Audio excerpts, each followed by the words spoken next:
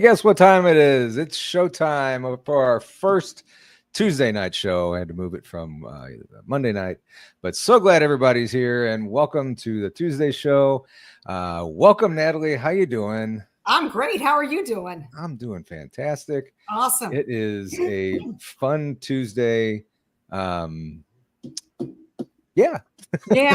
Yeah, it is. You had a big weekend last weekend at in West Virginia, right? Yeah, the West Virginia Bigfoot Festival. It was amazing.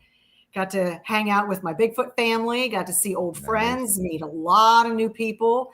It was hot, really hot, but it was really awesome. Really hot, and you said no air conditioning? No air conditioning in any of the buildings but one, and the one building that was air conditioned was barely air conditioned. Oh, yeah, that's no fun. No. People were dropping like flies. There was the paramedics were there too, but for the most part, all the rest of it was amazing. That's cool. Yeah. We'll have to have a show where we talk about that. And I had a kind of a neat encounter on Saturday night after my show. Cool. So we'll have to do a show on that or something sometime. Yeah. But I'll be at another conference the end of this month in Gatlinburg. Good. You know what? Brian Bowden's going to be there. And you had said that he was my guest last week or Saturday. And you said that I don't think you've met him before. So no, I haven't. You get to meet him that weekend. I believe. Awesome. I believe he's going there. He said something about Gatlinburg. So yeah, I'll be there. So you'll be able to meet him. So he's a really cool guy. So enjoy that. Remember that name. You got to meet him. He gives out free hugs. He gives out free hugs too. Okay. Yeah. When you see him, tell him you're here for your free hug. A free hug. I give out free hugs as well, so we'll be good. Okay, cool, awesome. We had a guest tonight who got sick. She was a little under the weather, so she couldn't make it. And Tina backstage right now is graciously stepped up and took her spot. So we're gonna bring Tina out here in just a few seconds. So it's gonna be a great show. We were going to talk Bigfoot with Amy, and now we're still going to talk Bigfoot with Tina. So, it's all going to be fun. It is going to be fun. Real quick, before we bring Tina out, I want to kind of plug the rest of this month. So you see Amy on the 1st. We're going to move that to the 15th. She's going to reschedule there. So, later on, that's supposed to be July 12th. I have, July 5th. We have Paranormal 411 coming on the show, and then you can see the rest of the calendar shaping out. Still have the 26th and 28th that we need to book, but we have a pretty interesting month ahead of us. You see on the 22nd, Mr. Moist himself will make Mr. Moist. And that's a Tuesday, so you get to talk to Mr. Moist too. My boss. Your boss. My boss, man. Yep. The boss man, the moist boss man. He's very moist with sprinkles. Most of you in chat know what that means. And we'll even bring that back. We are going to bring that back once he's on. Yeah. Anyway. So that's the coming month. So make sure you have your notifications on. And Jason, Mr. the moisty boss man. Yes, Jason. Hi, Jason. All right. Hi, Jason. So let's bring Tina up. All right. Let me figure out how to. Hey, Tina, how you doing? Tina, hello. You can't hear us? Tina? Uh-oh, she can't hear us. Can you hear us? Can you hear us? Oh, you can't hear us. Can't hear. There's no sound. Okay. Oh gosh. Well, it was working before. Yeah. Okay. Call back in. Yeah. I'm going to take her off. Let's hang on one second here. Let me message her real quick. All right. while we're waiting on Tina, I have a quick story to tell everybody. Okay, beautiful. So I did a Bigfoot investigation in the Ocala National Forest a couple weeks ago, and we were out and about and not getting any activity. And then about 1:30 in the morning, we were at these Indian mounds, and across the river, because there was a river that had a lot of alligators in it, across the river was a patch of property that was owned by the government military. It was just like a postage stamp if you looked at it on a map. And as soon as we walked to the river's edge, we heard a knock, 2 whoops, and within a couple minutes, a loud scream. Wow. And it was coming from the property across the way. So we couldn't get over there. And it was really frustrating because we knew that they were there, and it was just, it's forbidden property, which really stinks. And we listened, and I was running the camera for an hour, and absolutely nothing else happened. It was almost as if they knew that they were there, that we were there. They were warning everybody else, hey, there's strangers there. Yeah. Just be quiet. And that's what they did. Okay. Wow. And you couldn't go into that property. No. And even if we could go, it would be very difficult because the water is alligator infested. There were alligators growling at us. You could see the eye shine. It was really kind of a cool experience, but we couldn't cross the river. Yeah. We've had this discussion about alligators. We have had this discussion about you can wrestle them. You said you've seen that. I'm going to stay. I'm not going to wrestle them. I'll watch it. Okay. And which I am going to watch in October. There's a big alligator festival, wrestling festival in South Florida in October. So I'll be attending that. It's a whole weekend. I'm half tempted to come down there and do a live show from the alligator wrestling, whatever that is. Totally should. I'm scared to death of it, but it would be kind of interesting. So it's south of Alligator Alley. It is at the Skunk Ape headquarters, and we camp out the whole weekend, and it's going to be a fun event. And then we're going to go Skunk Ape squatching that night. Wow. In the swamp. Interesting. If anybody's interested, message me and I'll give you the information. Okay. Little Patty, don't be a chicken. Don't do it. I'm a chicken too, Patty, so we're all good. It's a lot of fun. We'll hang out in the Midwest together away from the alligators. All right. Tina's back and she can hear now. So let's bring her back up. Hi, Tina. Hey, there you are. You know what? I was just thinking when we were bringing you up, and I should have told Natalie we should have just. Yeah, that's different. No. How you doing? Good. I was like, I didn't touch nothing. I don't know what happened. Yeah. StreamYard is weird sometimes with that, and I don't know what it does, but you were hearing us fine. Then you said when I put you backstage. Beforehand, you couldn't hear anything, so we got it fixed up. So we're good to go now. Yay! Awesome. Well, Tina, thank you for saving the day today and coming on the show. We appreciate that. No problem. I'm excited to be here. And I've heard a lot of really good things about you from both Amy and Natalie. So, thank you. Yeah, very You're happy welcome. to have you. Well deserved. I'll give you your money later, Natalie. Okay, Frank. I just snorted. All right.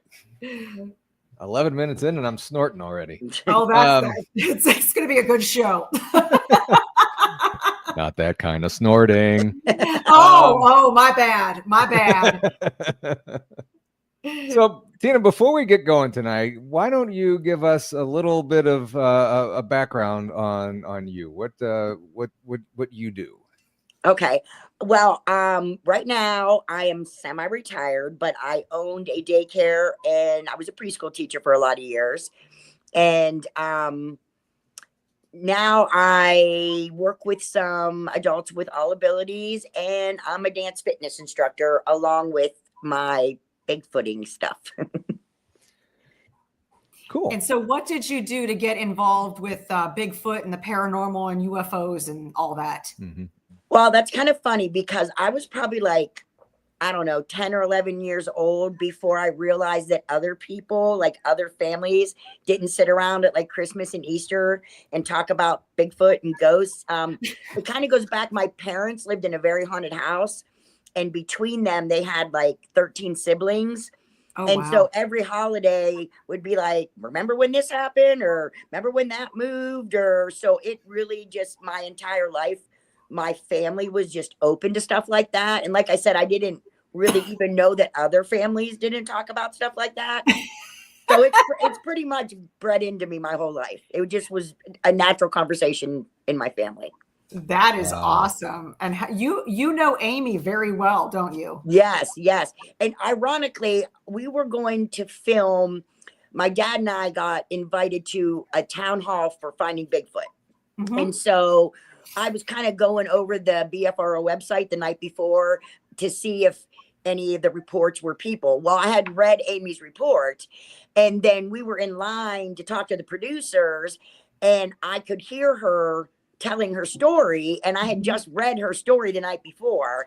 So when we got out of line, I went up to her and talked to her, and it was kind of instant, and we've been really good friends ever since. Yeah. Awesome. And you've been on Small Town Monsters. Yes. Just the last couple episodes that they did about Ohio. Really? Yeah, that was fun. Yeah. Awesome. So let's get into we have a lot to talk about. You kind of teased us with some fun stuff in the chat before we were this afternoon when we were lining this up and everything. You kind of teased me a little bit about your paranormal stuff, but we'll get to that here in a few minutes, and I'm very curious about that. Okay. When did all this start with you with the Bigfoot and your encounters? Okay.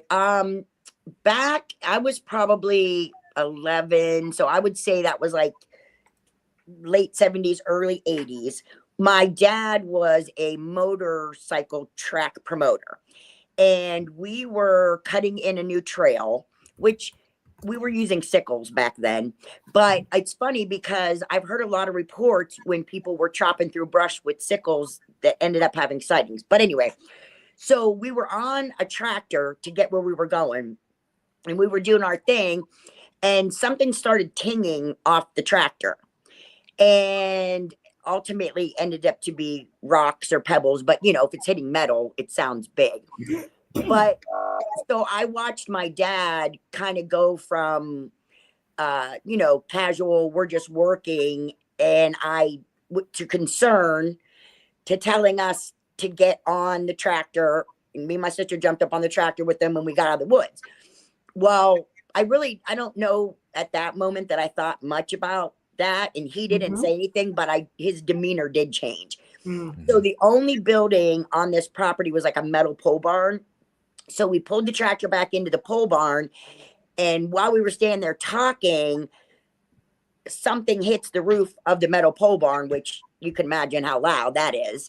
Yeah. And so we were, I'm kind of looking at him for guidance. Like, is he nervous? Is he not nervous? And I was like, what was that? And he's like, I don't know. Well, then as we were talking, another thing hits the roof of this. And so the rest of the story is kind of funny because my dad passed now, but when we would always talk about this, he would always say, what did I think I was going to do? Like, so he had a Husqvarna 465 in the pole barn with us. So he said, if something else hits the building, I'm going to start the bike. You guys flip the, no, me and my sister are like 10 and 11. He said, I'm going to start the bike. You flip the garage door up and I'm going to go see what this is. And back, I didn't know at that time, but there was a lot of reports happening in that area. It was East Palestine, Ohio, and that's Columbiana County. It's still to this day a very big hotspot in Ohio. So very soon after, something hits the building. We flip the doors up. He takes off. He didn't ultimately see anything, but the joke was like, because he was 35 and tough, but like you know, in his 70s, we would laugh about what were you going to do? Like, what were you going to do if you went up there, you know? So that was kind of our first, I don't know. Everybody calm down. I'm not saying that was Bigfoot, but that was kind of something weird that happened when I was young. And then I've had a couple things happen, you know, since then. Wow. Okay. You mentioned, was it, how do you say the name of that county? Columbiana County. Columbiana. You said that was a hot spot. Why do you think it's such a hot spot more so than other places? Well, I would say it's very rural, most parts of it. And I wouldn't classify it as like a deep forest, but there are a lot. Well, there's a state park there, Beaver Creek. Natalie, I don't know if you've been there. I have. There's a lot of reports in there. And I think there's a lot of farmland and then patches of woods that connect the farmland. So I know where I had an experience in Columbiana County. Amy Boo, like just a couple weeks before that, had taken a report from a mother and a daughter. Don't hold me, maybe on the way back from cheerleading or a football game or something. And they had a road crossing. Now, as the crow flies, it was less than 2 miles where I had something happen. And there's there's a lot of reports, I think, on the BFRO too about sightings there. So I would say, you know, terrain and a lot of wildlife, a lot of deer, a lot of turkeys, you know, a lot of water systems that connect, there you go. Lakes, a lot of rivers. Yeah. You got the water, you got the woods for cover, you got the farmland, you got all kinds of stuff there. So that's. And you know, speaking of farmland, Amy and I, which we could talk about if you want, but we do a lot of outdoor shows, hunting and fishing shows, and we go in there and try to get reports. And I had a farmer tell me that, and he was from Columbiana County, that, well, you know about the corn, right? And I was like, no. And he's like, the rows of corn they leave up. And I said, I really don't know what you're talking about.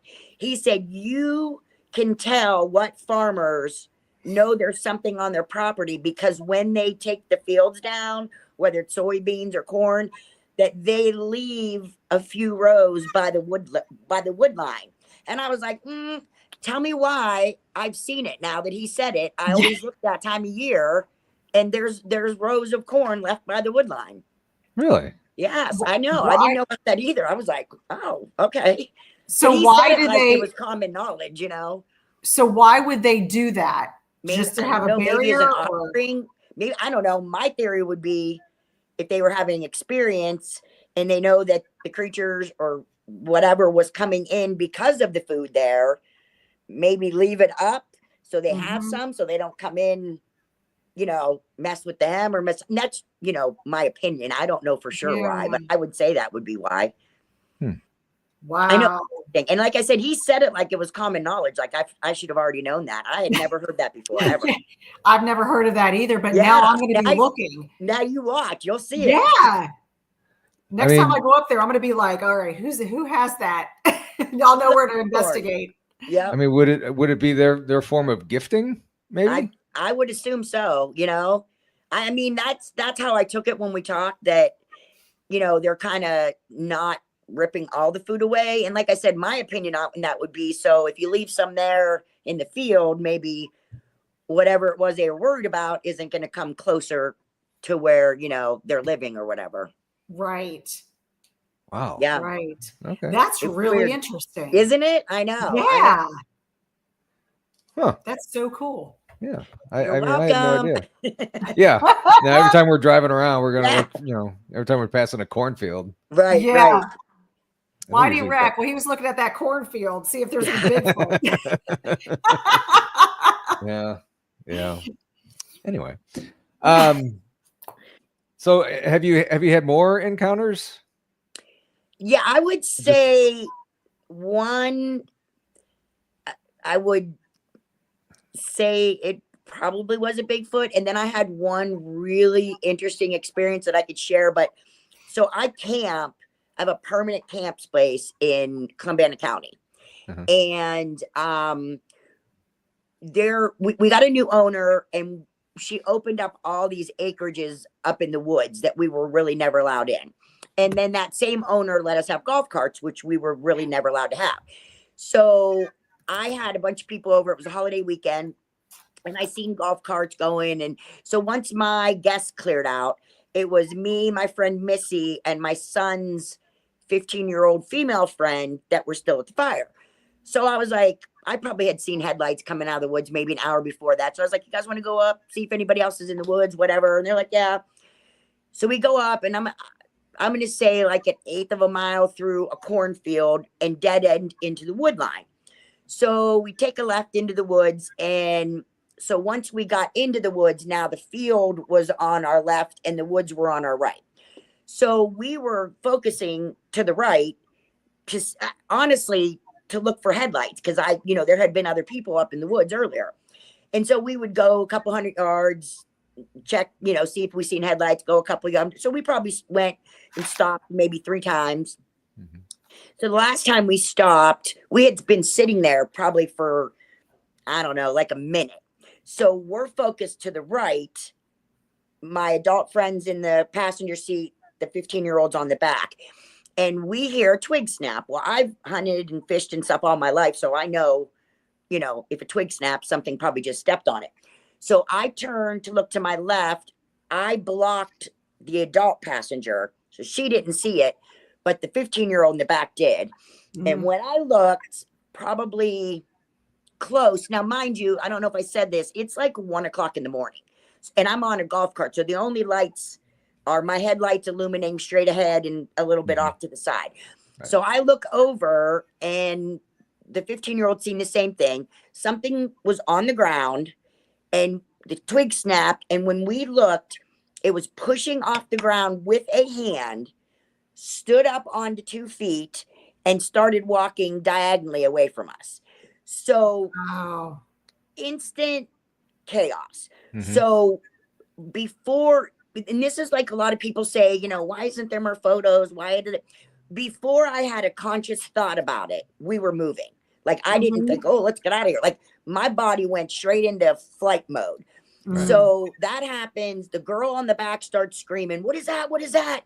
Go, go, go." And then the girl on the passenger side is, "What'd you see? What'd you see?" And meanwhile, we're already moving, full of adrenaline. And in the chaos of all this, I miss, because I hadn't been up there. Like I said, she just opened those trails for us. So I'd been up there a lot. Actually, earlier that day was my first time, and I wasn't even there that long. So in the chaos of her screaming and me being scared, I missed the trail that I know how to get back to the campground. Oh, dear. So we're just flying through the woods, and she's screaming and she's saying, what was that? Blah, blah, blah. So we end up coming up a little incline, and we end up in a soybean field. And at this point, I need to stop because I don't know where we are. I don't know how to get back. Everybody's adrenalined up. So when I stopped to see if I could see lights from the camp or whatever, and ultimately, had I gone 10 more feet, I would have seen the lights from the camp. But so I stopped, and I remember like looking around to see if I could figure out where we were. And when I look back at the 15-year-old, she was like, veins coming out of her neck and spit coming out of her mouth. And she was like, "Just go!" Like, oh my word. So we go. I find the way back to the camp.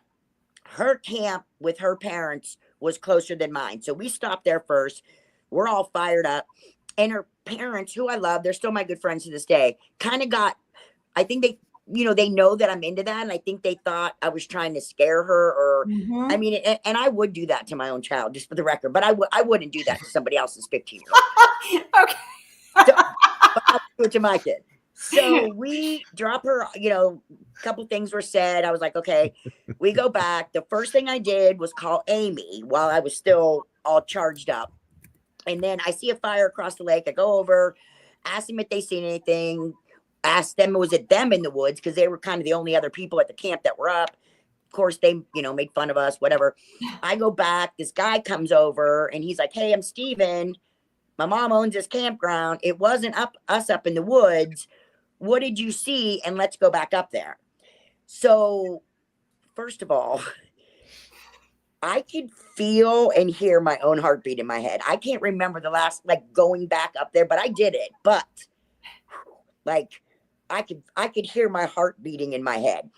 Mm-hmm. So we did go back up there. The ground coverage was leafy, and so we really didn't see anything. Mm-hmm. And that's kind of where the story ends. I did talk to the little girl like about 3 months later. As soon as her dad left, she looked right at me and said, what was that? What did we see? And I said, let me ask you this.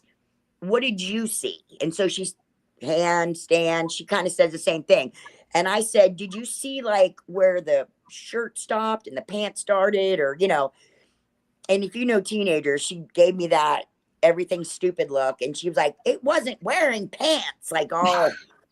And so I was like, okay. And so I told her I don't know what it was. Now, could it have been a person? We were there, yeah, but like in my mind I'm thinking, okay, somebody was hiding to scare their friends. We didn't see them. We weren't looking that way. Why'd they move? Mm-hmm. And when they did move and we weren't their friends, why didn't they say, oh my gosh, I was trying to scare my friend, or whatever? Like it was just this quiet diagonal walk away from us. Yeah. And then one other part of the story, Amy and everybody was like, how big, how big, how big? And I kept saying like human size, like, and there was like a 3-month period where I was back up in them woods every single day. Mm-hmm. So I have a niece, and she's 5'11", but I think, she's maybe a little taller, but she's 5'11". And so we were up there, and I said, you know what, while we're here, jump off the golf cart. And I pointed at the tree and I said, walk over to that tree. She got off the golf cart, probably got 6 feet away from me. And I felt like I was going to puke because I don't think it was human sized, because she wasn't even at the spot yet. And I could already tell that whatever was there, I judged the size way off. So it's taller. Yes, definitely. And so much taller that I didn't go back up in the woods for like a year and a half. Like I lied to really? people. I was like, my golf cart's broke. I'm out of gas. I couldn't. Now I go back up there all the time now, but it probably took me, like I said, like a year and a half before I could even go back up there but like in the 3 months till I put her there, I was fine. Because in my mind, it was probably a person. Mm-hmm. Why they were there, I don't know. But then when I put her there, I was like, maybe it wasn't a person. So did you get any kind of description of this object or of this thing? What all color? We could see, and the 15-year-old said the same thing. All one color, like a dark brownish. But again, it's 1 o'clock in the morning. My headlights are facing straight ahead. It's off to the side. So it was dark and one color is all I can say. And then like I asked her the question about the shirt and pants and stuff, because I thought maybe she's seen something I didn't see, because I didn't see shirts or pants. Whatever it was all one color. And it was very smooth. It didn't get startled. It stood up and started walking all in one motion. It didn't turn back and look. Nothing. Just a smooth gait away from us. Wow. Was there any kind of smell with it? No, nothing. Nope. No smell at all. Maybe the poo-poo in our pants. But no, other than that, no. So you don't carry a gun? No, I didn't. I really, honestly, it was just like a little golf cart ride. I really didn't think much of it. Now looking back, So I still don't carry a gun up there. you said that it took you about a year to go back up in there. Yeah. Have you gone back up there since? Oh, I'm up there all the time now. Okay. The only other thing I had, like a little thing happened. It was probably like 3 years later. We were just circling the cornfield. Do you have a gun with you now? I couldn't read that. I hit that by mistake. Oh, that's okay. Me and 2 female friends. It was right at dusk. And we were just circling the outside, like the tractor tracks that go around the field. Mm-hmm. So the field's on the inside, the woods are all the way on the outside. And we were just on the little road between the woods and the corn. I'm pretty sure it was corn that year, because they, corn, soybeans every other year. Yeah. So we stopped and we were talking, and we heard like a really deep guttural growl, which the two girls with me don't want to have nothing to do with that. They don't talk, they like just go. They don't care. And I was like, let's sit for a minute. And they, you know, they're just not into that. They're not my friends from that aspect of my life. So they just wanted to get out of there. So the first thing the next morning, I drove back up there with my friend Laura, and we stopped where we were. And I said, Laura, look. And there was probably 150 yards of wild blackberries that were separating the woods from the field where we were. And I said to her, I bet it was a bear. You know what I mean? I bet we seen a bear or heard a bear because all those berries are ripe. And she's like, yeah, you're right. Well, we drove about another 10 feet and it was a little muddy, like that kind of slick packed mud. And I was like, holy SHIT. And she's like, I see it. And I'm maybe 50 feet from where we were stopped, there was a track in the mud that I cast. So really, I have it here, but you know, besides our personal experience in that, I'm not, calm down, everybody. I'm not saying it was Bigfoot, but how big was the footprint though? That footprint I think was like 16 inches. But the only problem was it, you know, like four-wheeler tracks, how it's you know, like the indents. So it was on the side, and then it had a little slide to it. But it was enough that I was able to cast it. But it's a little, like you can kind of make out toes and stuff. Like in person, you could definitely see the toes. Once we casted it, it looks deformed, you know what I mean? Because when it stepped on the slope, it's, you know, it slid maybe 2 inches, you know, so it, you know, so, I mean, I have it. It's not like a great print, but it's nice. Oh, hey, I mean, a print's a print. Yeah. I mean, so are there a lot of other reports in that area, like recent reports of Bigfoot sightings? I have to ask Amy, but we did a hunting and fishing show that was like the next little town over. It's called Canfield, which is connected to where I was. And Amy, and let me just say about that too, this is Amy's baby, but she decided to go to these hunting and fishing shows because who's in the woods more than anybody but hunters and fisherwomen and men. And she jokes that she, you know, she didn't know if she was going to get tomatoes thrown at her at first. But we, like, there was one where we did 2 back-to-back shows, and we took 87 reports at 2 shows. Wow. But most of them, it's funny, like, I hunted and fished, so I kind of try to just talk to people about that. And then, hey, you have any Bigfoot stories? And 99% of the time, they're like, no. Well, then they'll walk away, and one of the people will come circle back around by themselves and say, hey, I didn't really want to say this in front of my friends, but blah blah blah blah blah, you know. So it's a little gold mine, those.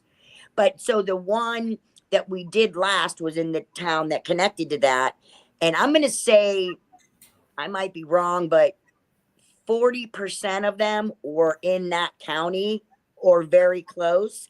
And I have probably not heard the word beaver so much in my life as at that show that was connected to stories people were telling us. It was either about a beaver in the water or near a beaver dam, or it was just a weird connection. I don't know what that means, but we both were like, why is everyone talking about, you know, telling us a story, and all these stories have something to do with the beaver or something, you know? Yeah. How, do you know how deep the print was? That one was, I'm gonna say maybe maybe only like a 1/4 inch, but again, it was sliding. So I don't know if the slide happened before, but also it wasn't squishy mud. It was that slick, packed down mud because it was right on the trail where the tires would go. Yeah. Yeah. Have you noticed in that area, and I know that you go there and camp, have you ever noticed any paranormal activity or any orbs in that area? Not there, but I mean, I've experienced orbs when I was out Bigfooting. Okay, hiking, all right. glorified hiking. But Yeah. not in that particular area. Okay. Can you tell us about a story about an orb that you've seen in those areas Yes, when actually, it was you're out probably Bigfooting, hiking? it was like 15 of us. We were at the Ohio Bigfoot Conference, and there were members of Project Zoobook there that are either scientists or, academia that aren't Bigfoot people. So they wanted to go out in the woods. And when you have Amy on, you'll have to ask her where we were, because I don't really know my way around Salt Fork. But there was a big group of us. We were pretty deep in the woods, kind of on, like on a gravel road. And I would say half of us experienced orbs. Now, while it was happening, I was like squinting my eyes, and even though they were talking about it, I'm kind of let me analyze the situation, and most of the time you could figure out, oh, that's what was happening. So, you're in the pitch black woods, and I see them, but I'm like, am I really seeing them? Or so at one point, the only way I could describe it is if you had a bouncy ball, like you get out of the gum machines, the little bouncy balls, and it was glowing, and you were on one side of the road and you threw it down and it bounced like this across the road. That I was looking right at it, and I seen this light, and it bounced across the road. You know what I mean? So, yeah. What color was it? It was just glowy, and it didn't really have a color. You know what I mean? It was kind of just lit up in the darkness, if that makes sense. It wasn't like blue or yellow. I mean, kind of just, I guess, whitish. You know what I mean? It was like just like a little glow. Wow. Okay. Yeah. Interesting. But there was a lot of us that seen him that night. A lot of us. Interesting. Well, Amy is graciously in the chat. Hi, Amy. I hope you feel better. the best. She did say to ask you about the witness of the white Bigfoot in New Buffalo Road that you helped her investigate. Yes. So this guy was a wildlife exterminator, but he had a lot of jobs in his history. Like he owned an aquarium, and I think he had like a police background, but at this point in his life, he was a wildlife exterminator. So on New Buffalo Road, his in-laws, I'm almost sure, and she can correct me in the chat, she's the detail girl, and he was going there to take care of some coyotes that they were having trouble with. So he's parked in their driveway, and there was a cow field off to his left, and he was just getting his stuff out, and he kind of glanced over, and he was like, are those turkeys? And like, he's looking in the field, and there's something white there. And he's like, said he kind of squinted his eyes and looked for a minute, but really didn't think too much of it. Like maybe it was an albino turkey or something. So gets his stuff out, heads into the woods. He's back there, and all of a sudden this thing steps out from behind a tree, and he kind of described it as a shmew. You know what a shmew is? Or cousin it looking. Oh, okay. Okay. So when he first seen it, he could just see the outline and darkness where eyes would be. He couldn't like see details. So it just stepped out in front of him. I think he said maybe, 40 yards away, and he's looking at it and it's looking at him. So he takes a step, and he's thinking like, did a peacock or something escape from the wildlife, or he's like trying to process in his head what he's looking at. And when he took a step towards it, it stepped back, and he said when it stepped back, then he could see the separation of the legs, that it was standing on two legs, and that it was two hands hanging down. And he said, I think around 3 feet. So then it disappears for a second, and then a few minutes later it comes back, disappears. And he said, this is a big, burly, woodsy outdoors guy, and he was kind of pursuing it. And then he said he got this overwhelming feeling like he was being lured, like he said, powerful feeling. And then he ended up just going back to his car. But it wasn't till, and I'm sure she could tell you, I think 8 years later or 10 years later, I don't know what he's seen, but he's seen something about a white Bigfoot. And that was the first time that he made that connection. Like, wait a minute, maybe I was looking at a juvenile Bigfoot. And then that's when he reached out to make the report. But it was years later. Wow. Wow. Yeah, it was. And that's in Columbia. That's in between where the show was and where I camped. That's kind of right in the middle of that, you know, in that same area. Wow. Mm-hmm. How often do you go up there? Every week at my camp, every weekend. Yeah. Every weekend. Wow. Yeah. It's kind of like the camp is bougie. It's not like isolated, you know, it's, you know, campers and decks but the land around it is either woods. There's a town 5 miles away to the east and maybe a little bit longer the other way, but most of it are kind of set. You know, there are little neighborhoods, but most of it is houses on a bunch of land or farmland, little patches of woods, big patches of woods. Yeah. I see your pictures. They're very nice. Yeah.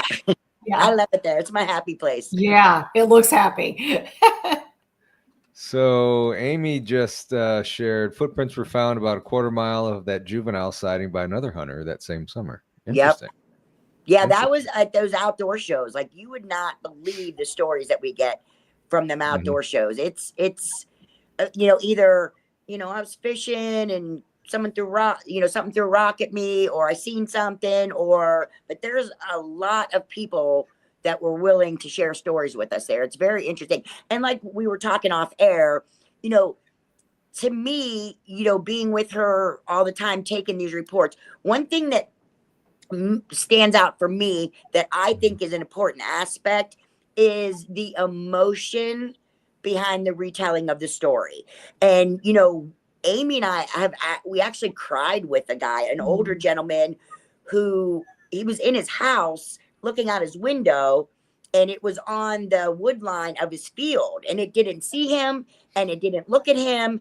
It scared the hell out of him. And he was telling us that he comes to these hunting and fishing shows, and hunting and fishing was his world. That's all he did. If he wasn't in the woods, he was shopping for stuff or cleaning his guns, and he couldn't go back. And he cried to us, telling us that he couldn't go. I mean, we cried with him and hugged him. And he ultimately ended up selling the property. And like I said, it didn't even see him. It wasn't aggressive towards him, but what he seen was big enough. And he said, you're looking at something that's not supposed to exist, and it literally altered his reality, and he couldn't come to terms with what he's seen. Yeah.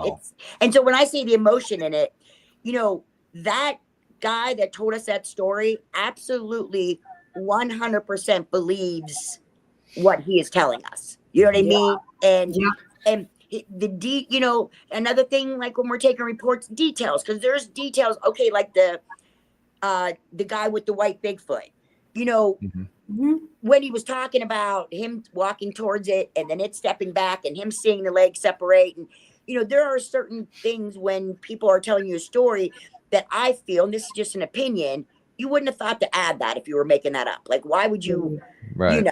Yeah. So, yeah. So some of them are more convincing to me with the details and the emotions. Yeah. Talk about some of the reports that you guys follow up on. Is there a common thread to these where the Bigfoot or whatever are acting the same way or treating people the same way? Just no, go into that a little bit. You know what? Honestly, all of them are different. Now, in Project Zoobook, we're trying to correlate with some of the smarty pants that can do I don't know what the word I'm looking for, mapping and stuff like that, to see. And I know there's people that they're taking the reports, and there's like 125 points that they're logging and putting together. And so I know there are people out there trying to do that. You know, I'm not the smarty pants, so I can't come up with anything except the area is pretty hot, but the stories are all usually pretty different. All times of day, night, road crossing, seen it in a field, smelled something, didn't smell something. So, but there is a team involved with Project Zoobook that is trying to put all that together. So that hopefully, then we'll have a little more information on that. That's fantastic. Yeah. Talk a little bit about Project Zoobook. I know that's Amy's. She was a co-founder of it, and she's gonna come on here on the 15th and probably give us go into really great detail on Project Zoobook. I'll just skim across it. So yeah, tell us a little bit about that. So how it started was somebody went on a Facebook group to ask about an expedition. Amy noticed that nobody answered this girl, so she kind of private messaged her to give her the information. So the girl messaged her back. It was kind of out of their price range to do that. And as Amy and I always do, we say, you don't have to pay. It's literally just camping or hiking. You know what I mean? And I know a lot of people like have long-term areas or whatever, but if you're just going out for a weekend, it's just glorified camping, and 99.999% of the time, nothing happens. So it's just camping. So Amy reached out and said, hey, if you ever want to go, just come with us. You have to pay. You know what I mean? We'll just go together. So the girl tells her that her and her coworkers have a Bigfoot lunch talk where they all watch the same podcast or whatever. And then they get back together at lunchtime and they talk about the podcast. So like in our mind, like they work at Walmart or, whatever, it doesn't matter. Walmart's great. I'm not making fun of Walmart, but you're just like, or in a little office somewhere. Well, very casually, the girl tells Amy that they are the primate department that works with gorillas and such at a very big zoo. At which point we're like, shut up. So it kind of was like Amy had this, and what do you do with this? Because we got, and let me back up a little. The girl that she reached out to was on vacation with her dad. Her dad liked Bigfoot. They went to the museum in Georgia. She just went because her dad liked it. It really wasn't her thing. So as she was in there with her dad, she's reading all these Bigfoot reports. And in her mind, she's like, that's primate behavior. That's primate behavior. The swaying, the grimacing smile, that's all primate behavior. So being what she did for a living, and then so her and this other coworker kind of joked about it, and then they realized, okay, you're serious, I'm serious, and that's how it began. It started there, and then it's morphed over the years into every other Thursday Zoom meetings with anywhere from 20 to 40, and every wildlife biologist,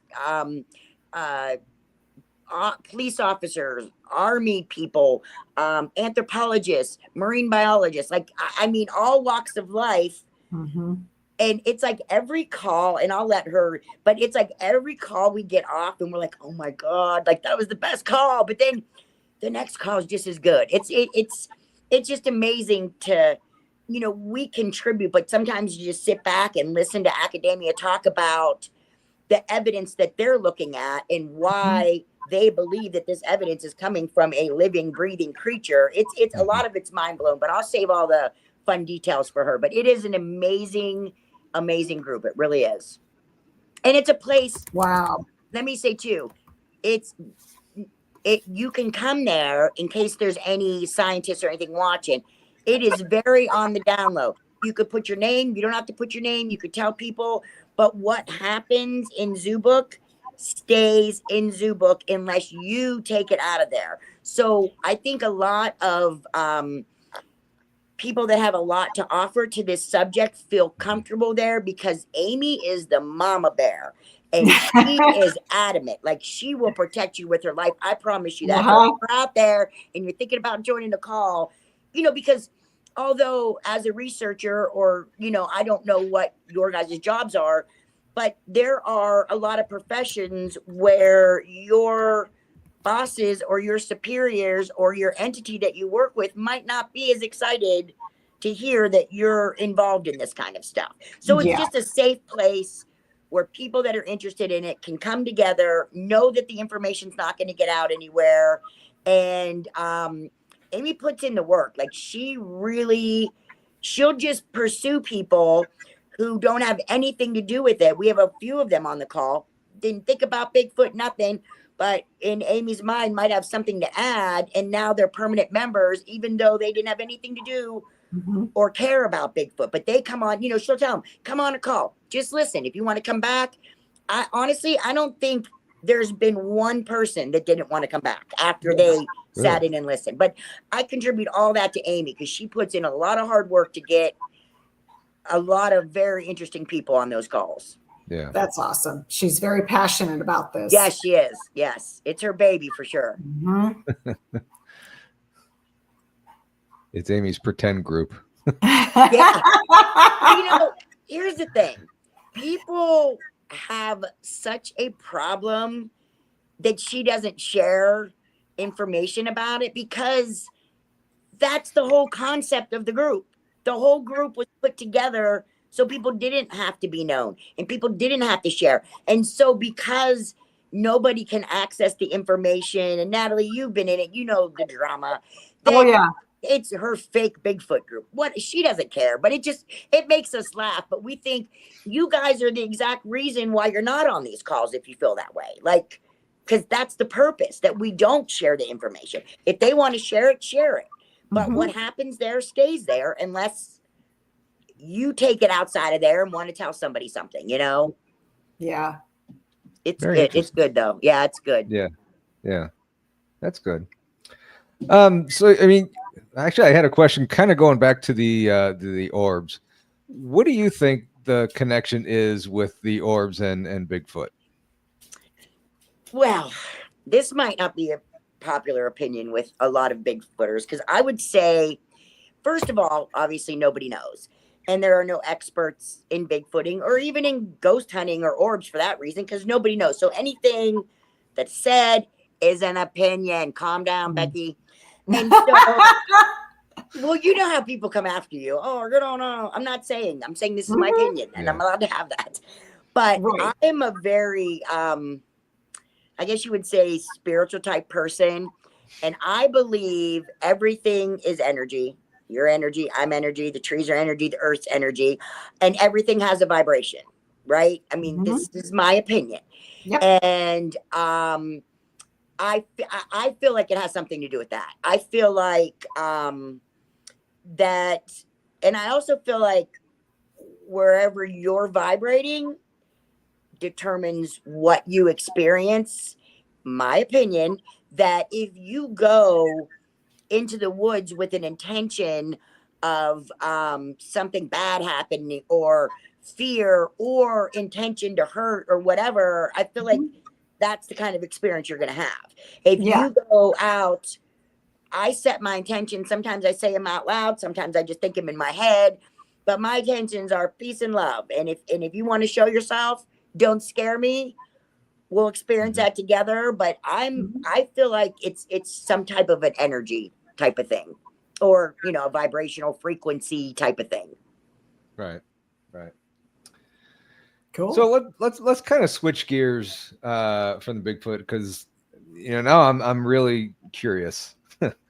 You had mentioned that you had a paranormal experience that made you stop because you used to be in the ghost hunting a lot. Oh right? yeah. We did a lot of lockdowns at a lot of places. Actually, Jamie and Jenny King, who we were talking about off the air, who I love and respect. And we're in chat. Yep. Are they in the chat? Hi guys. Hope you feel better, Jamie. Jamie just had a little open heart, so I love you, Jamie. Oh. And my friend Jim Sparks. I went to Haunted Hillview Manor. I'm sure you've heard of that if you're kind of into the ghost thing. And I had a Bigfoot shirt on at Circuit City, and Sparky was the manager, and he whooped at me across the store, and we've been friends ever since. And then he took me to Hillview, and we met Jamie and Jenny, and we've gone to a lot of places all together. So the thing that ended it, because there was kind of a interesting thing that happened that may or may not have to do with why I walked away. But, like I said, I'm pretty skeptical. So anything with flashlights or, I feel like you can, although we've had some crazy mind-blowing communication through flashlights. And, you know, I still feel like you can explain that away. So we went to West Virginia Penitentiary. Is that what it's called? I can't even think. Yeah, or I just got a mind blank about it. No, I know what you're talking about. Okay, so I brought my niece, which I just got a pit in my stomach just talk. I don't even like to talk about this, just for the record, because so well, thank you for I appreciate it. If you don't want to, I mean that's fine. So while we were there, we were in the Sugar Shack. I don't know if you've heard of that, but it was supposedly the most violent place in the prison. Okay. And this to me was the one, and it was a personal experience, but it was the one thing that I cannot explain away. So we were down in the Sugar Shack. We were getting ready to go lights out. I walked across the room, grabbed a metal chair, pulled it over. I think it was either a ping pong table or a pool table. I think it was a ping pong table. And sat it down there. Now it's 4:00 in the morning. I was honestly, I was kind of over it and, you know, whatever. So we're going to go lights out. And my friend Sparky's is going to do shave and a haircut, you know, tap, tap, tap, tap, tap, tap. So he says, we're going to go lights out. He goes lights out. As soon as we go lights out, I did like this down onto the table, you know, because you can't even see your hand in front of your face. It's pitch black in there. So I kind of just put my head down on the table. So Sparky says, I'm going to do shave and a haircut. If there's anybody here, he says, I'm going to go. And I want you, whoever's in here, to answer the tap, tap back. So like I said, I got my head down. I'm, you know, not really whatever. And so Sparky goes, okay, here we go. And he's like, tap, tap, tap, tap. And very loud, everybody hears a metallic tap, tap back. Okay. That tap, tap was on the bottom of my chair. I felt it. It was tangible. It was 100%. So I had a flashlight that you turn on with the thumb. And my friend Missy was maybe 5 feet to my left. My friend Steve was that far. And so as soon as the tap, tap comes back, I flick my light on thinking, you know, one of them's going to be right there, like playing a trick on me. And I flash the light at Steve and I'm like, did you do that? And he's like, no. And then I flashed it at Missy and I'm like, did you do that? And they're like, what? And I was like, that was on the bottom of my chair. Like I felt it. So it was crazy. Again, I realize that's a personal experience, but that was the one thing paranormal. I cannot explain that. Like I felt it. There was nobody around me. Okay. So we leave. My niece starts experiencing some shit. And it takes us a while to figure out that she got an attachment from the prison. And it was not good. Nope. And ultimately, like I said, I don't even like to give it my energy and talk about it much. But ultimately, we had to get a hoodoo voodoo guy, and a medium, a psychic, like to come there. And they even said when they were on their way to her house, the roadblock after roadblock after roadblock. So whatever this was, knew that they were coming and was even trying to stop them from getting there. And so at one point in the night, now my niece is like my daughter, like we are like this. And she's the one that I said's tall. And they were trying to talk to her in the living room and she was trying to leave. And I stepped in front of her and I said, hey, just wait, just listen to what they're saying. And she looked down at me with this voice and said, you, like, no, and that wasn't her voice. It was, I quit. It was so, ultimately we got rid of it and she's okay. But I came home from there and even went to my DVR and canceled every ghost show that I was taping. I mean, you know, Natalie, and you could attest, and Paul, if you're into, we get into these things for an answer, right? We want answers. I got my freaking answer. Is this shit real? Oh, I'm sorry. You're good. Is this stuff real? I got my answer. I ain't messing with it again. And like I said, I don't even like to tell the story because I don't even like to put that energy out there. But it was life altering, not just for me and her, for her family that lived in the house with her, the guilt, that I carried because I took her there because it was gonna be fun, and you know, so it's just a whole thing. So that was the end of that. That ended it. I do not care to ever go again. Like, it was no thank you. Wow. Yeah, it was bad. It was bad. That's scary. I mean, no, it was. Attachments are well, I mean, you can get them. You just don't know how nasty they can be. Yeah. Mhm. Yeah, And it was not. It sounds like that. Wow. And like I said, it affected a lot of people. Yeah, it was not good. And thank God, you know, and you know, there's no coincidences, you know, I feel that way. But I had some people in my life then that were the people that came in and helped, and they kind of came out of nowhere into my life and then kind of disappeared just as fast. And so no coincidences, you know. I don't know how they ended up in my life at that point, but they took care of the situation and kind of disappeared just as fast. And I'm just grateful for them. You know, like I said, you know, they were there in my life for a reason. Everything happens for a reason. You're right. Absolutely. I mean, and so when your niece was experiencing this and had that attachment and said that to you in that voice, did you ask her, like, were you aware of what you were doing, or were you kind of just like separated from it? I don't think she knew, but ultimately they did what they had to do, and they told her, you have to make it go. Like, we did what we had to do. You have to say it. You have to say, get the F out, blah, blah, blah, blah. She did that, projectile vomited, like projectile vomited right after she did what they said she had to do. And then that was kind of the end of it. It was it was not good. Wow. Yeah. I know. I told you it was a good one. Well, yeah. I mean, well, not good, but a good story. But yeah, exactly. I almost feel guilty for asking this. I'm sorry. No, it's okay. Wow, that's. Yeah, it was. And like I said, we get into the things we get into to find answer, you know, any of this paranormal stuff.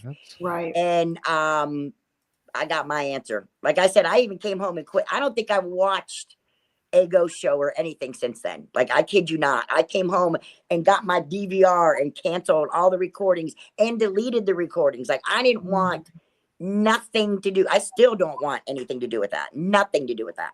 Yeah. But you know, that was a bad place. Like, bad things happen there. Bad people. You know, I spent a lot of time at Hillview Manor, which was kind of like a poorhouse. That wasn't evil energy there. You know, that's a prison. Like, there are horrible people that stayed there that did horrible, you know, and that, I mean, that's what my opinion, again, I think is the difference. You know what I mean? Yeah. So, like, if you're into that, I'm not saying don't, you know, do that or whatever, but I think the energy stays even when the people go, and just remember that when you're choosing where you want to go, hang out and try to connect with anything. Yeah. You know, Al even said he's had 2 attachments, but neither one of them dark. Yeah. I believe I've brought 1 or 2 things back from investigations and stuff, and neither one of them were dark, and they've since gone. Thank God. But yeah, I mean, that's scary. And I just heard something else there. It better be at your house. Let me just write this down. Actually, you know, Tina, I've heard 2 things so far. That actually might have been interference. I just heard it again. At about 14 minutes in, Natalie and I both heard a buzzer. Yeah. And then we heard ducks. we heard ducks. That was before. Yeah, it was before we. And T-Bone said that he heard it too. So I mean, I'll go back and I'll look at all. Yeah, that was 1 hour 5 minutes. Yeah. Amy keeps hearing things too. Okay. Eek. All right. So I mean, I've been told that. Yeah, exactly. Yeah. I've been told that they've seen the things behind me. I just heard a duck again, I think. I've had things behind me, so I mean, it could be just just hear or whatever. And that one other thing I want to add, that is all before I took this. I don't know if you want to call it a spiritual turn where, I was born and bred and programmed Catholic my whole life. And I've kind of morphed into being more spiritual. And, like I talked about how I feel like energy and everything's energy and whatever. So like, I'm not afraid now because I don't vibrate there. I'm not on that frequency. I'm on a frequency of light and love all the time. You know what I mean? So I feel safe and I feel protected in that, and I know a lot of people aren't into that or don't believe that or whatever, but I think wholeheartedly, again, like I said, with your intentions, when you're Bigfooting, that was a gnarly place. That prison's a horrible place. So yeah. I wasn't in the headspace that I am now. And she wasn't in the headspace, so did we go in there and manifest that because we were scared and vulnerable or whatever? But, I've personally, I'm a different person and I believe different things than I did back then. So I feel like, you attract the same frequency that you're on. So, exactly. I'm not saying that you should do this or what, but I think that if you go into a haunted location right now, you would be a completely different experience for you. Right. I don't think you'll have. I just heard something. Did you just hear something? It almost sounded like a dog barking. I heard kind of when I started talking like that last time. Yeah. I kind of heard a weird feedback. Like a or something. Yeah, I heard like really weird, like a loud feedback. That's what I heard. You people are scaring me. That weird noise was probably just my voice. I know you were writing stuff down, so I just wanted to tell you that I just heard that. Oh, you're good. I got all kinds of stuff in Tennessee, Kentucky Bigfoot heard a dog. Yeah, that's what I thought it sounded like. Wow. Okay. Like, Mr. Moist is here. Does Amy have any candy corns and rock salt with her today? Greg's in the house. Amy, you got to answer that one. Well, hang on. How do I do this? So, kind of getting back to the Bigfoot here real quick before we have to get going. What do you think they are? Do you think they're spiritual? Do you think they're flesh and blood? What's your opinion? Okay. Like the other stuff, when I've been interested in this since I was young. I want it and I believed it to be an undiscovered North American primate. And most of Zoobook feels that way. I have just experienced stuff and I've had really good friends that I trust. Jamie and Jenny are some of them. My friend Joe Keski, who experienced some crazy stuff, and I believe them. I mean, they're my dear friends. I believe them. So if you would have asked me back then, I would have said 100% undiscovered North American primate. Now that I kind of made the switch and more into, frequencies and vibrations, and I think I think it can move in and out freely. I know that doesn't make a lot of sense to people, and I know that's what people want. That makes sense. Don't want to hear, but they're, like I said, I just have a lot of really good friends that have experienced some weird stuff, and it tends to lean me. And let me say this too. Let me preface by saying, there's a lot of nature that science just doesn't understand, right? So, let's say infrasound for one. Okay, infrasound. Asking me about we have a story about that too from the Alleghenies. But anyway, so does this creature have a natural ability to do something that science just doesn't understand? So I'm not saying it's a ghost or it's but there's a lot about the world that we don't know.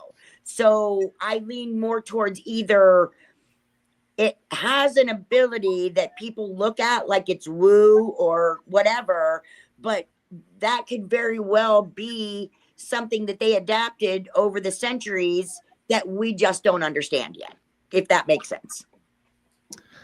It completely does, I think. Mhm. Yeah. And you know, it's no one knows the Right. answer to that. You know, Yeah, that's another thing. If it's the anybody opinion. tells you Yeah. they're a Bigfoot expert, run. Yeah. Listen to everything else they say. I saw a question in here. Yeah. If they're asking if I'm single, tell them no, I'm sorry, married.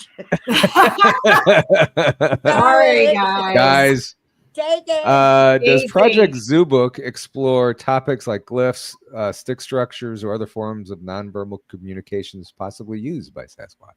Yeah, you know what? There are experts on all different fields. Now, there's no Bigfoot experts, but there's experts on tracking, and there's experts on analyzing sounds, and there, you know, so there are a lot of people who are experts in their field. I don't know about glyphs so much, but the structures, the sounds that are caught on recordings and stuff like that, there's definitely people in the group that have special skills with those kind of things. So Mhm. I hope that answers your question. Yeah. It does. Yeah. Yeah, absolutely. Thank you. Awesome. Yeah. And thank you guys for the questions in chat. Yeah. Let's see. Do you ever do gifting when you go out Bigfooting? Okay, so again, my opinion, Mm-hmm. I do gifting. I would never in a bazillion years gift food. Mm-hmm. I do not want any creature in the forest to ever associate me and my presence with food. Again, just my Yeah. opinion. If you do that and it's great, that's you. Yeah. Personally, I wouldn't. Right. Wait 1 second. I actually agree with that because I don't gift food either. Mm-mm. But I had one pretty cool experience, and actually Amy was with me when I found it. So where I had my experience, I found this hollowed out fallen log. So the log was like this, and then there was this whole big section that was just hollowed out. So I took, this is just one of the things that happened. Amy happened to be with me. So I took 3 little twigs and like put them in a triangle. And then I had brought white, I think some people call them lucky stones, up from my camp. And then I put a white lucky stone in between each stick inside the hollowed out log. And I hung 2 connected glow bracelets from one of the sticks. So I left it. I think I put it there. And then when I came back the next weekend, Amy happened to visit me and I said, hey, let's go up there and check it out. So as soon as I was walking close to it, I could see that the glow sticks were gone. So we were both very conscious of where we were walking. See, raccoon, whatever, could have took them. So I was like, just watch your footing and let's see if we find these bracelets right around here or whatever. So we never did find the bracelets. So we get up to the fallen tree and I look inside the little structure that I built. And there's something in the middle of it. So I was like, Amy, there's something in there. So I reach in and grab it, and it was an empty snail shell. I get it. Oh. Eat snails, I know that, people. I know that. But the twigs were just stuck into the rotted part of the wood. They were not structurally sound in there. And I just feel like it for a woodland creature, again, I'm not saying Bigfoot did it. Something would have been disturbed, and nothing was disturbed. The sticks were and they were sticks like as big as my finger. Like I just put tiny little sticks inside there, and right dead center of that structure was an empty snail shell. And I just thought that was pretty cool. That is really cool. Wow. Yeah. And then shortly after that, my access to that spot got washed out by like a flood. And I couldn't get back there for a couple years at that specific spot. But that was just something interesting that I thought was, I just thought it was interesting. I'm not saying it was anything, but it was just interesting, Yeah, absolutely. So if I do gift, it's nature things like pine cones or rocks or, So let me ask you both a question here. Why not gift food? I personally don't want anything in the woods associating me with food. That's my line. You know what I mean? I don't want a bear, a coyote, whatever, because if you're gifting, you don't know what's eating that food, right? So I gift, the food's gone. I gift, the food's gone. There's a black bear who's watching me gift, and then he's like, oh, here comes the food, but it's just me. But again, that's just my opinion. Natalie, what's your reasoning? Same or? Yeah, well, that as well as if I gift and there are all those animals are like, oh, it's food for me. Right. If we gift something that is of nature, whether it be rocks or pebbles or something bright. Just recently I tried to a different methodology of dog toys. Oh, yeah. And so something that squeaked loud. And so normally you're not going to have an animal going, oh, that's a toy.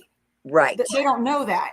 But if you're gifting something that you have an animal or an entity that has logic, there's a thought process, they're very logical.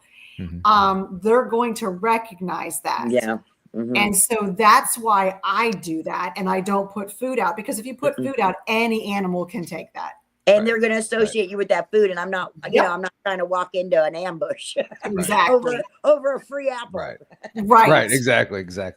I have a guy, I work at a meat market, and I have a guy that takes a lot of the old stale bread home, and he feeds the wildlife around his area. And I'm always thinking, if you do that, you're not teaching them how to hunt. Correct. They're getting their food for free, basically. You're just leaving it out. They're not learning how to hunt. And when this guy moves from his house to another location, these animals are going to be, left for dead, really. I mean, they're not going to know what to do. The same could be said for a bird feeder, if you think about it, though. Yeah, exactly. Yeah. So, Yeah. Anyway. Where is it going? And I've heard a few more little feedback sounds there. I just heard it again just now. Yeah, I think somewhere there's some kind of interference going on. Okay, yeah. I don't think that's anything supernatural or anything. I think that's just. I don't believe in ghosts. I don't believe in ghosts. I don't believe in ghosts. But I think it is some kind of interference going on. I don't think it's anything to worry about. But I'll definitely go back and check. Check this a little later on. Yeah. So, I thought there was another question in here, but I can't. I think Greg had asked if you take marbles. No, I haven't taken marbles, but I have taken toys like Natalie has. I've tried different little toys and stuff. Now, I've had them go missing, but, not replaced with anything. So, the reason I tell the snail story is because that was the time I got something back, so if you heard my story, my globe bracelets were missing and where they were was the snail shell. So that's why I kind of tell that story about that. Now I've had stuff missing all the time, just nothing ever where my missing thing was except for that one time. Yep. Well, that's awesome. So besides your campsite that you always go to, is there any place that you want to go that is on your bucket list? No, I mean, I went to Beachfoot, which is out, the Pacific Northwest. I would say that would have been, but I did get to attend that. And another interesting area around here is the Alleghenies, and that's not far from us. And if you have time for a speed story, I got a good one from out there. We got about 10 minutes. Okay, I'll tell it quick. Okay, so Amy was contacted by the Wall Street Journal. I don't know if any of you seen the story. It was a great story. So actually the guy wanted to do a story about festivals, happened upon a Bigfoot festival, heard about Amy, and then the whole story flipped from festivals to Bigfoot. And it ended up to be a really great article. So not a bunch of us, 6 or 7 of us were going to camp pretty far out in the Alleghenies, like, cold camping. There's nothing there. It's an old logging road. And I think they cut in a couple camp spots. You don't have to reserve them. So when you turn off the main road, you're 20 minutes on a gravel road in, like we were in there. So the next day, the Wall Street Journal reporter and then a photographer were coming. So the photographer was kind of outdoorsy, but the reporter wasn't. And I am also a bougie camper, and only because like I paid my dues on the floor of a tent. I just worked too hard to do that. So I set my little van up, you know, with my cot and my little potty, and I don't care. Make fun of me. It's what I do. So nope, you do that. I'm just not. I just don't want to get off the floor of a tent. I don't. So we go there the night before all the reporters are coming, right? 4 of us. So it was me, Amy Boo, my friend Monica, and our friend Kevin and his daughter. So we were kind of in, let's get a table set up and a stove so we can make coffee, you know, because like I said, they weren't super outdoorsy. Trying to make it a little comfortable and stuff.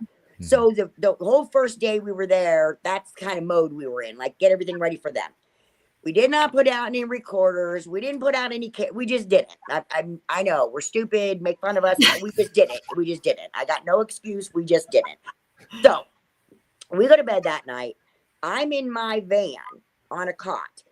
Monica is probably 10 feet outside my door in a tent by herself. Amy's probably 30 feet away from her in a tent by herself. And Amy's tent looks like a sandwich. You have to ask her. It is hilarious. But anyway, and then probably another 30 feet from there, Kevin and his daughter are sleeping in hammocks. So Kevin's on the bottom, and then he's got it. I think she was 8 at the time. She's hanging, you know, like he could touch her. She was right above him. So we all go to sleep. We're all excited because the reporters are coming. So in the middle of the night, I hear, wait, let me back up. I get up to use the restroom. And I only say that because I know I was wide awake because I just got back in my cot.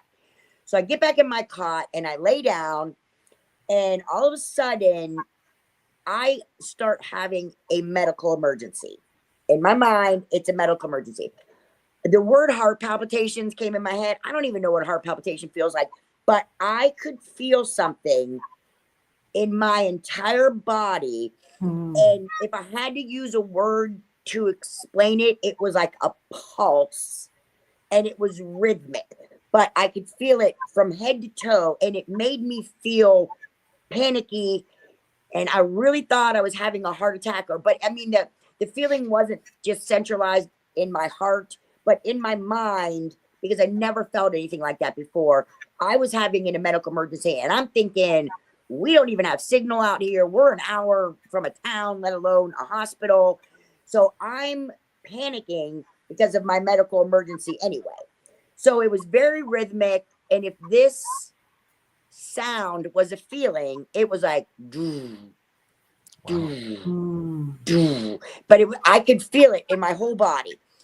So it lasted for a little bit. And then right at the end, it was, you know, rhythmic. And then it went doo, doo, doo, and stopped. So 3 quick ones and it stops. So now I'm panicked because I'm going to die in the woods because I'm having a heart attack. So I get myself to calm down a little bit. I start to fall asleep again. I hear all this chaos outside of my tent. So I open the door. Amy and Monica are outside of the tent. Visibly, well, Amy was visibly shaken. Monica, she's the coolest chick you ever meet. She's a bad bitch. She is. She is. Especially when I finish the story. So, okay, so we get out. They both heard a scream. Amy was awake. It woke Monica up. They heard, Amy said it reminded her of like one of those, what are they, Honka Warriors, or, you know, those, I think they're from New Zealand, and they do that. Oh, yeah. She said it was like a forceful, loud scream like that. So we're like, you know, what do we, you know, whatever. So Amy decides she's not getting back in her tent. And I've camped with her a lot. She's not a wussy. She could not get back in her tent. Whatever she heard, she could not get back in that tent. Monica, because she's tough, she gets right back. I said, Monica, come in the van with me. She said, no, she gets back in her tent. I could see Amy in her car, and I could see her headlamp going for a long time. Like, she just was not okay. I've never seen her like that. Wow. So everybody goes to sleep. We get up the next morning, and see, in my mind, I'm in a van, so they're going to eat Taco Kevin in the hammock before they get to me. I'm thinking, get out of there. Do that on purpose, I bet. So, yeah. So, but I was scared, but I was medical emergency scared, not for the same reason, because I didn't hear the scream. So we all get up in the morning, we're making coffee, getting ready for the reporters. Amy and Monica are talking about this scream that they heard. Mm-hmm. And, she was awake, it woke her up, blah, blah, blah. So I listened to whatever they say. And then I said, so, in other news, I think I have to leave today. And they're like, why? What? Because that was a big day to be there, obviously, with those reporters. And that was a great opportunity to even get invited there by Amy. But whatever happened to me was bad enough that I felt like I didn't need to be that far away from reality. Like I needed to be by a hospital or something. So I said, in other news, I think I have to leave today. And they're like, what's wrong? And I said, well, I think I had a medical emergency. And I got to give a shout out to Kevin because he was really mad that we didn't wake him up. If I thought I was having a medical emergency, why didn't I wake somebody up? And I said, because it stopped. And also when the girls heard the scream, Kevin's dog barked and Kevin had to get his dog calmed down. He couldn't get his dog calmed down. He had to pull him in the hammock with him. So anyway, so I was like, in other news, I think I got to leave today. I had a medical emergency. They're like, what happened? I said, I don't know. I was laying there, and I feel this, blah, blah, blah, blah, and I started explaining it. And we're all sitting with our back to my van and Amy and Monica are right next to me. I start to describe what I felt. They both whip their heads around and look at me. And one of them said, oh shit, I felt that too. And the other one said, oh my God, I forgot about that. So they both, I'm in a van, they're in two separate tents, but the scream rattled them so much that they both kind of forgot. Wow. Again, not saying I was bad pot, but. Wow, that's amazing. And when I was saying about Doug Hijack, he asked, do we think it was infrasound? I don't know what infrasound feels like. I don't know. Like it felt like a medical emergency to me. Right.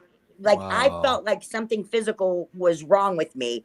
So I immediately went from, oh great, I'm not dying, to, well then what the hell was it? Like if three of us that far apart felt the same exact sensation, it just was an interesting thing that happened in the alligators. Yeah, that's freaky. That's well, then we scary. had to talk about, do we tell them? Because we already told the reporters nothing, 99% of the time, nothing happens. So they're about to pull in. We're all shook up. And we kind of made a group decision not to really don't say anything to them about that, because we don't know what happened. And, but it was weird for sure. Wow. That was weird. Yeah. That was cool. Thank you for sharing that. That's problem. awesome. That's awesome.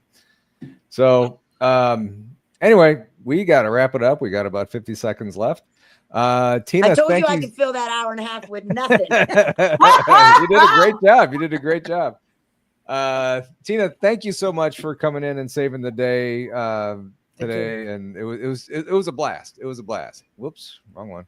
You guys made it super comfortable, so I appreciate that. Thank you. Well, good. Thank you very Tina, much. I appreciate it. It was great seeing you and talking to you I again. can't wait to hang Thank out with you again. I know. We got to hang out again. Yes, we do. Nice meeting you, folks. Nice meeting you, Tina. And T-Bone, thank you again for gifting 5 memberships. Certainly do appreciate you.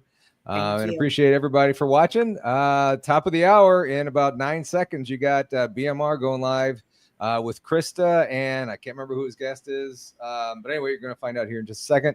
Everybody have a great rest of your evening. See ya. Bye.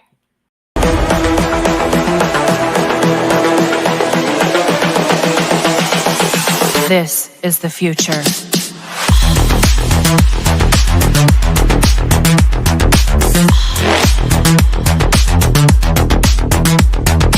Evolution.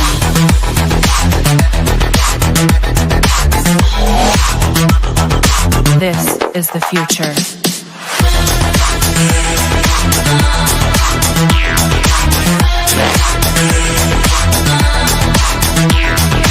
Evolution.